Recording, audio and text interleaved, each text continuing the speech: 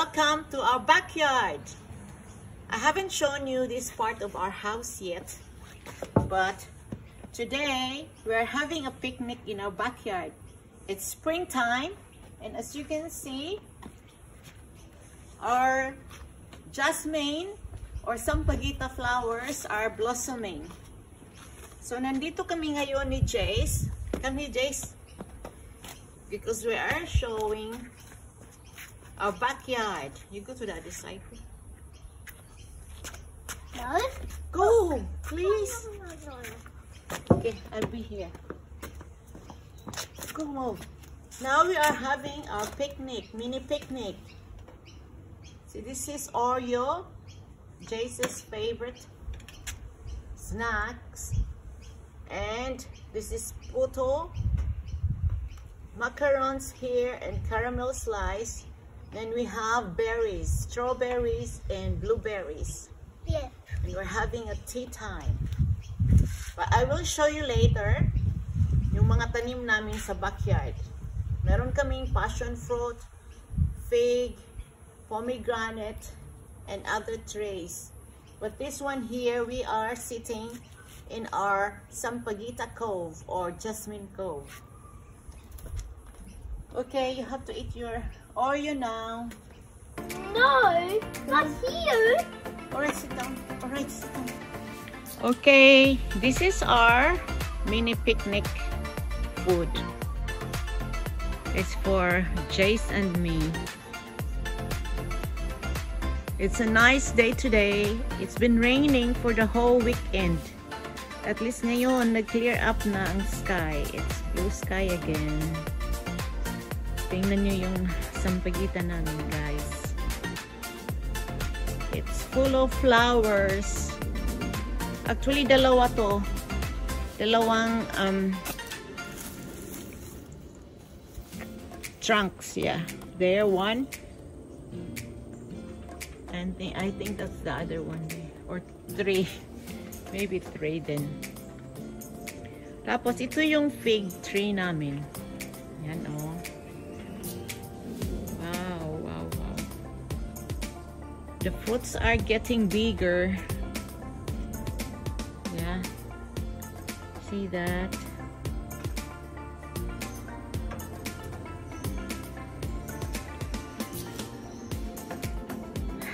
We're gonna harvest this maybe in December or in the middle of summer. Ito yung close-up look ng mga figs. Fig fruits.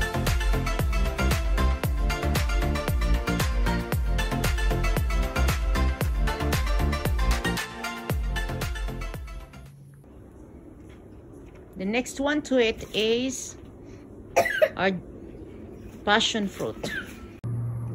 Have you seen a passion fruit flower? This is it. Isn't it so pretty? Pretty, pretty, pretty.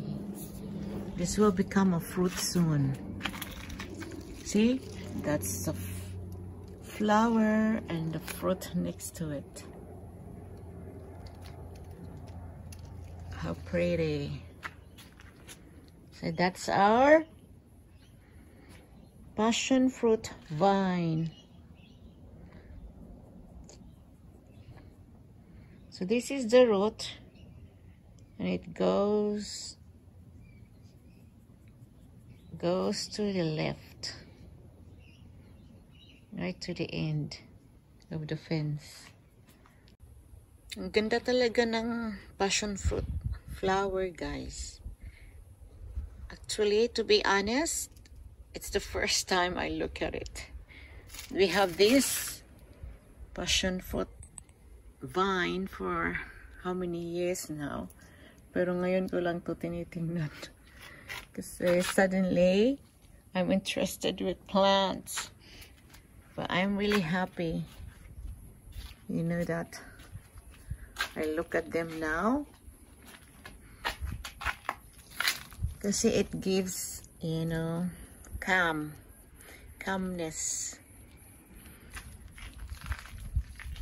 And, you know, appreciation to nature. Ganda talaga niya.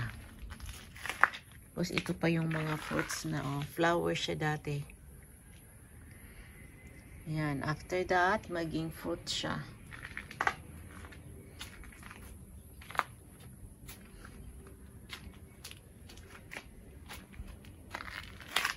Yan pa. Ganda talaga niya. Ito the best yan. Tingnan nyo, marami pang flowers at the top. Yan, may isang fruit. That really looks cute. Flower again. Again. And I found one na nahulog. Ayan. I'll get it. I think that's eatable. Let's see. One more thing to mention. Ito pala yung kalaban niya. Yan, snails. I have to get this. Sorry, here. I have to get this, take this off. Ew. I can't find snails anymore. Si hubby na lang bahala dyan. But I'll pick this up. See, it looks good. It just fell, I think, today. By the way, this is a bush cherry. Look at it. Last January, during the bushfire, and it was summer here, and the temperature went up to 40 degrees Celsius, this plant really was burned in one day. So akala namin hindi na siya mabubuhay because it was really brown. But now it has grown so much, almost as high as the fence. So hopefully this coming summer again, hindi na yan affected masyado. This one's here naman, ano to? Plum vine. This one is, these two are plum vines. Look.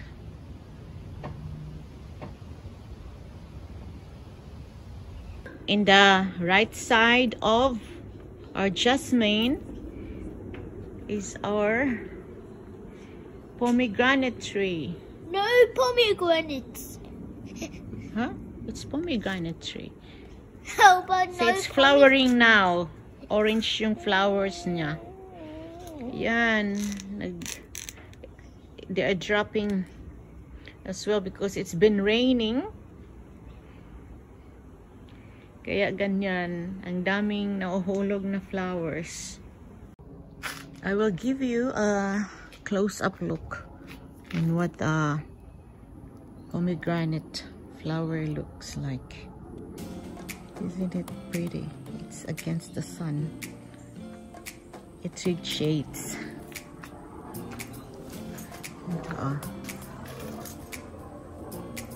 It's in the shade, under the shade. And tapos ito rin yung close-up look ng sampagita against the sun. Maganda siya.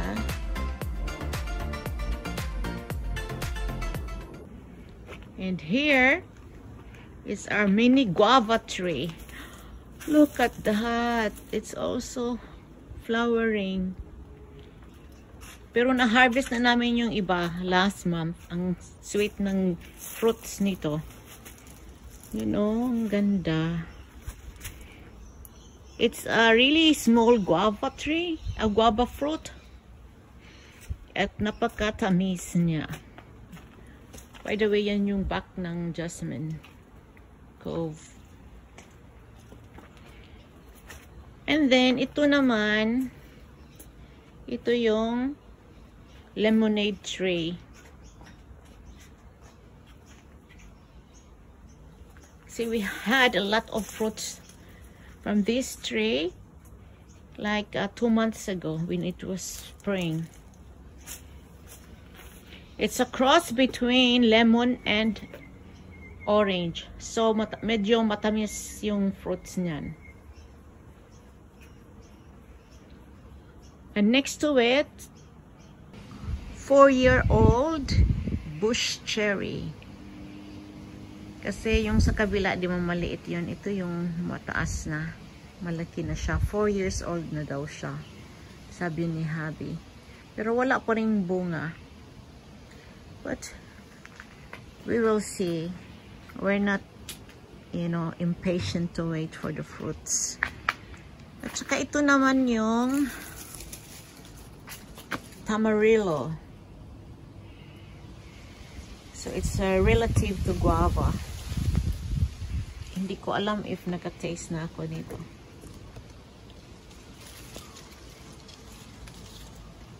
Okay, that's it. That's the last one for our backyard. Now we'll go back to the Jasmine Cove. Guys, I opened the passion fruit that fell, and it's like this. It looks like this. So it's ripe and it's ready. So I'm gonna scoop it out. I'm gonna put it in the vanilla, on top of vanilla ice cream, and give it to hubby because this is actually his plant and he loves passion fruit, especially when it's topped over the ice cream. Should I take it out everything? Yes, actually he is excited. Excited na siyang kumain nito because it's tangy and sweet because it's the ripe. It's just right. It is already ready to eat. Okay, that's it. So I will give it to him. Okay. Does it taste nice? Yes, great. So you're happy I give this to you? Yes, I instead of me eating it? Yes. Okay, thank you for your passion fruit. You're welcome. It's giving us a good harvest Okay. from last year and hopefully this year. Yeah? Yes. Okay, bye.